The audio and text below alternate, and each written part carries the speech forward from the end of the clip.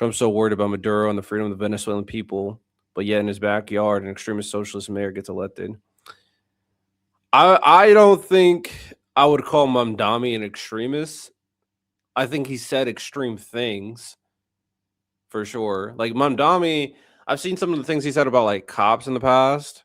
I was like, bro, that's fucking stupid for sure. I'm 100% there. If I were to be good faith with Mamdani, I would say he realized that that fucking lefty bullshit does not work. It doesn't get you voted. And I'm going to say that he abandoned that bullshit, hopefully, and is willing to work in the system. For all intents and purposes, from my understanding, he has been working with the system. He will have to learn. I'm really hoping he doesn't turn out like Eric Adams, because Eric Adams obviously became a corrupt weasel, stealing money and getting foreign money. Fucking, like, what are we doing? Here's hoping Mamdani is willing to work with the system. He abandons like a lot of like his more far left things. I'm curious to see some of his policies, because I think he wrote an executive action. Actually, I want to look that up real quick. I think he signed an executive action recently for housing. Actually, I want to look. Signs executive order to revise mayor's house.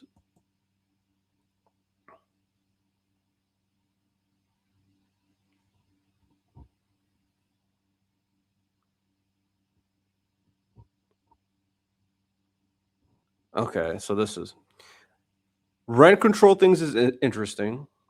Exactly, that's what I'm talking about.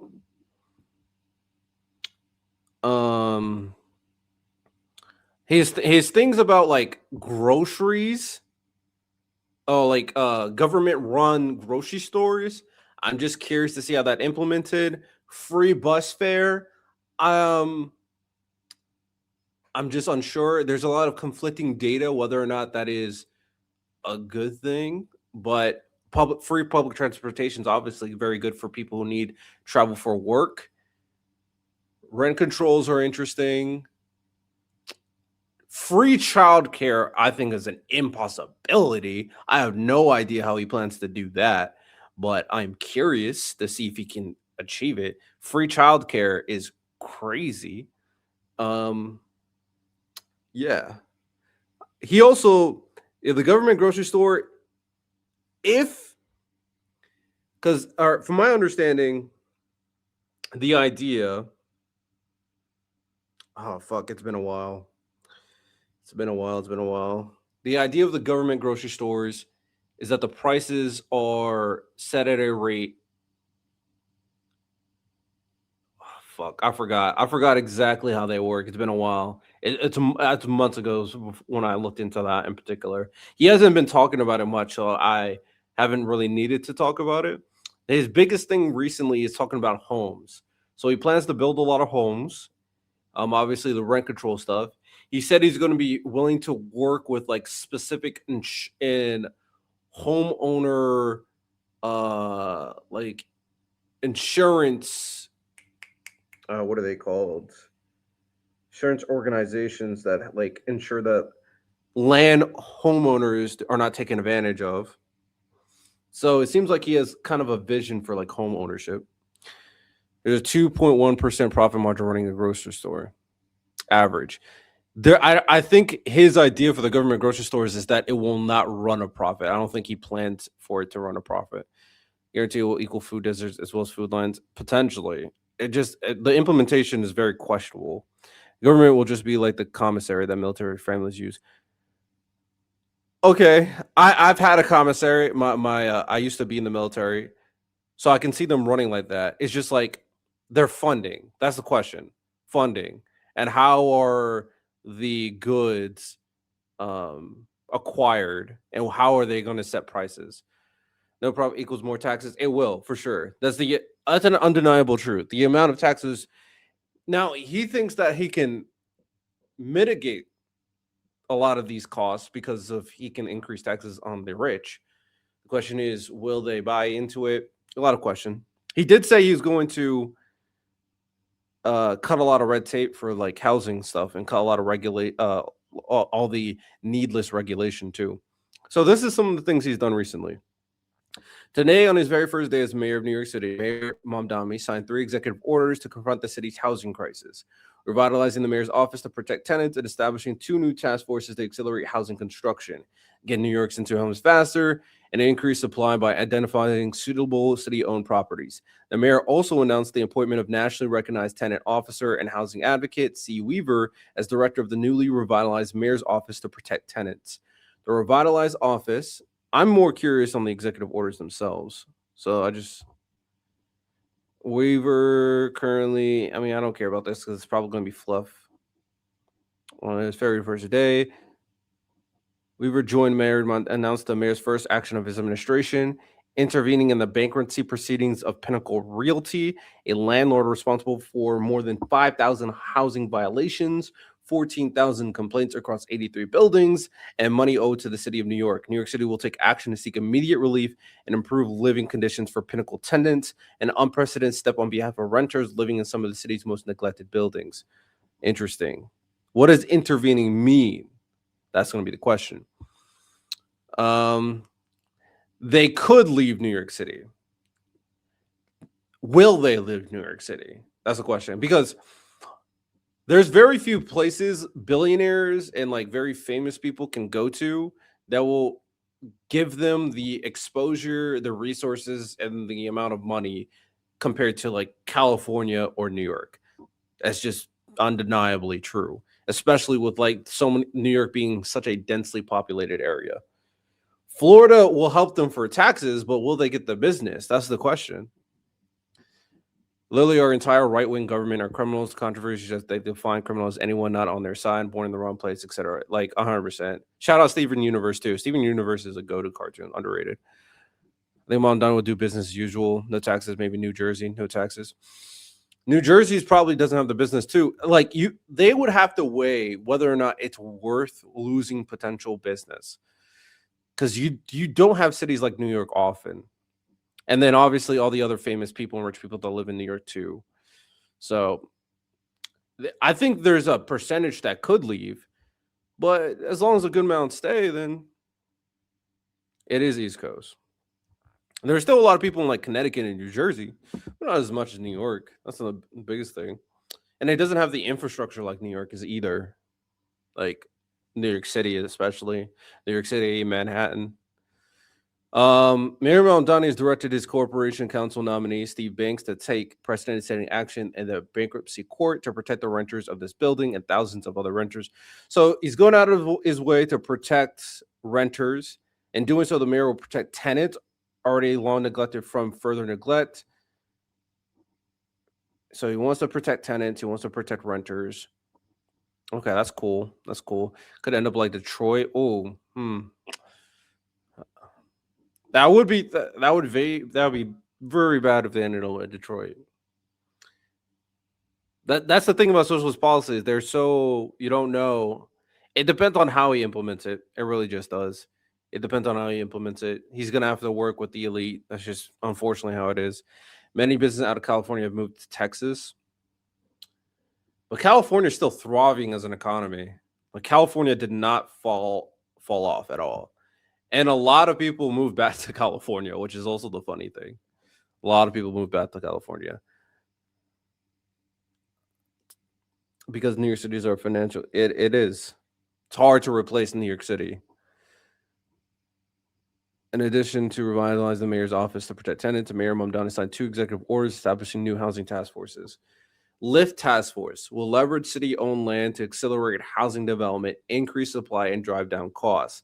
The task force will review city-owned properties and identify sites suitable for housing development no later than July 1st, 2026. LIFT will be overseen by Deputy Mayor Leila Bozert. So I like it has a deadline, and the deadline's literally 6 months. So, or 7 months, 6 or 7 months. I'm not mad at that.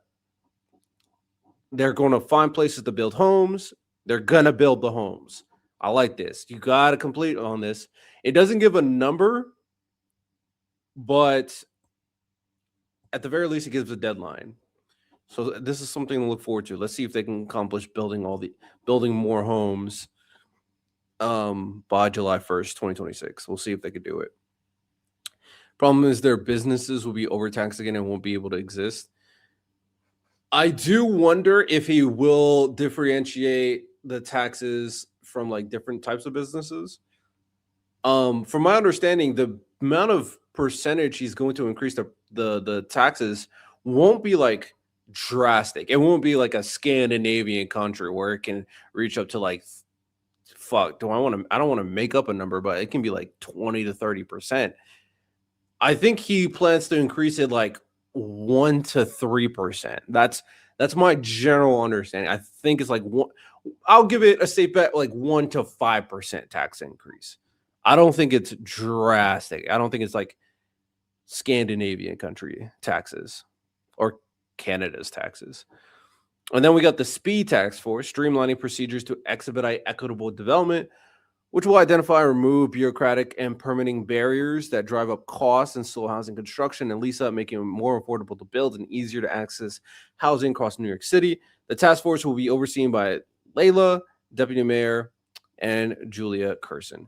So they're going to increase the amount of homes that they plan to build, and they're going to tear down the red tape. That's what this is for.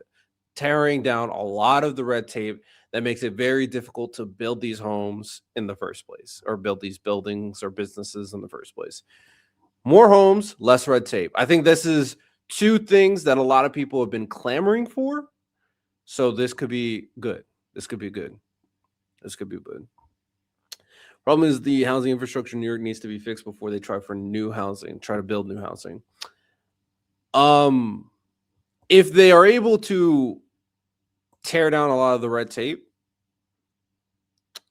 I don't know exactly if I think that could help ensure. Is it? Do I think it would be more of an infrastructure? I think it's probably more of a red tape problem. I don't think it's because you could think of infrastructure in terms of like how the system works, or you could think of infrastructure in like how the buildings look. I think more buildings, less red tape, I think seems like the main thing people are interested in. They're looking at a new generation of gentrification. I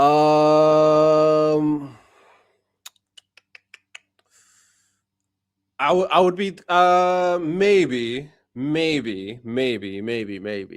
I'll be curious to see what we're looking at in terms of like what they're building. I understand what you're referring to, but if people need homes, I do think a level of gentrification would be okay. So it really is like priorities. You can't really fix all the problems. I understand. It is what it is. Or already happened with Harlem in terms of building more homes. Are people? I'll be curious if people are like, one, living in the homes. Two, is that creating the opportunity? So one big thing right here is that with gentrification, from my understanding, a lot of it doesn't help driving down the cost. So Mamdani made it an emphasis saying that it's going to drive down cost, which will not push people out. So if it drives down costs, those people who are affected by gentrification, which is more of a problem, not necessarily because of like the culture change, but more so the cost change, because obviously an increase of like groceries, and then obviously an increase of like prices of homes depending on who moves there. And then other things are added there to make things even more expensive. If he can do this and keep costs down, then it'll be interesting to see. Irish, Italians, and Polish people all moved on. Property value also bigly depends on who your neighbors are. It does. So I would be curious to see who would be moving into these areas, because they're also looking for places. I wouldn't say that. I think Mamdani has a pretty good vision. And even though there might be, so there's two ways to look at it. there's one way to look at it is that you include the risk cost analysis in the implementation of the solution and realize that this risk is worth the cost, or this cost is worth the risk, which is like, if he realized that, that's fine. Or two, you can think of it like he has equated everything into the calculation and everything looks good, but there's a possibility that this is something that is beyond the purview of the analysis itself, and this is just an unforeseen consequence. That's kind of like how I feel for like social media. Social media provide a lot of good stuff in terms of bringing people together. Unforeseen consequences like the introduction of misinformation and social echo chambers. So, I mean, at least he's trying something. If you read what his parents have said, I think it gives a pretty good indicator of who he really is and how he's been raised. What does his parents have said? I haven't looked into his parents. Today, on the first day of his new administration, on the day, cannot hold landlords who violate the law to account unless you have proven principled and tireless fighter at the helm. Honor joined Mayor Mamdani. Today's executive orders signal is vision. Okay, cool. Okay, all right. We will see if this works. His dad said Lincoln was like Hitler. That's a fucking insane thing to say. What the fuck? His dad is tripping. What? If that's true, his dad is tripping. I'll be honest. He could. I have no idea if it's true. I might look it up in the future. I will say that just because his parents are insane doesn't mean that he will be insane like his parents. So, you know, maybe it's possible that he's different. He's not like them. It's possible, very much so. I wonder if there's more details on the executive orders themselves. Thank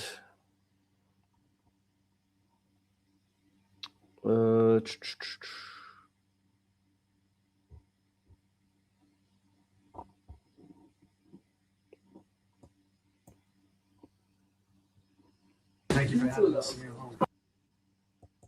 Mayor Mamdani's first stop after inauguration was a rent-regulated apartment building. And this? Yes, it was like mold, and then the ceiling was like peeling off. And then they come and do something here, everything rusty. Mamdani chose to hold the event here in Prospect Lefferts Garden to sign executive orders. I really hope that this is not all for show. That's my biggest thing for Mamdani. He seems genuine. He seems like he cares. He has very ambitious proposals. He does have some baggage, but I really just hope that this is not for show and that there's an ulterior motive. I'll be paying attention closely because that's how a lot of people got fooled with like Trump. Even though Trump had way more baggage and was shown more of like he's a piece of shit, Mamdani does not have a clean record. So we'll see. Adam seemed authentic as well. I wasn't paying attention to that, so I have no idea. Could be right. Hope so. I'm fairly new, so there's not really a lot of info available. Yeah, so it'll be interesting to see how it kind of gets implemented. Trump was a problem. He's never a true conservative. Which is crazy because I don't think Trump was just a character. He knew exactly how to get the votes. He was never a true conservative. That's absolutely correct. And I'll be honest, I think his liberal views, and I've said this before, I think his liberal views is because he just loves to have sex. I think it really comes down to having sex. I'm thinking he's pro-abortion. Like, he just loves to fucking party. And it's more of like a liberal thing. He's not religious. So those are just tends to be more liberal type of ideas. Make a lot of money, fuck bitches, all that stuff. Definitely a showman. But shout out Mamdani. I would consider making this Mamdani conversation a video because Mamdani could be a very interesting litmus test for the left moving forward.